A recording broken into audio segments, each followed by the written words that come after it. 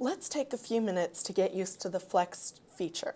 As the name suggests, it's designed to give you a lot of flexibility. It's a way of displaying a single story from your Content API in a variety of different ways for use on your page, pretty much however you want it to appear. So let's go ahead and put one on the page. We'll talk about how to fill it with content, and then we'll take a look at some of the styling options that you have with the Flex feature. So first thing we'll do is head down here. As I mentioned, the Flex feature is drawing from the Content API. I'm going to select the particular Content API that we want to be using. And when I do that, the page is going to update, and you'll notice we have a new box up here, the Content Config. This is where you're going to need to fill in the path. The path is the canonical URL, the particular URL that an article lives at for all time.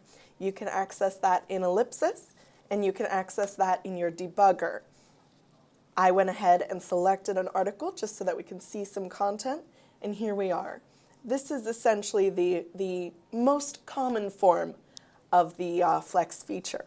So if you wanted to have a couple of different stories from different sources, or you wanted to be very curated, you wanted to be very specific about the things you want to appear on a particular page, this is the way to go about doing it. You can select down to the second which story you want to be using.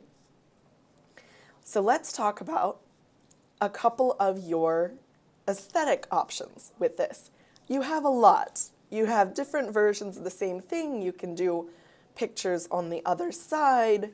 You can do much larger images, maybe too large, depending on how much content you need to appear on the page, and you can get rid of the image entirely. All of these subsections give you particular options. You can even override the art and put a different picture in relation to that article. You can add labels. Some of these require labels. If I can find one that has that. Yep, here would be the label. So you'd come in here and say news, for example, and that updates the label there. So you'd be able to select a little bit more what you want your Flex feature to look like.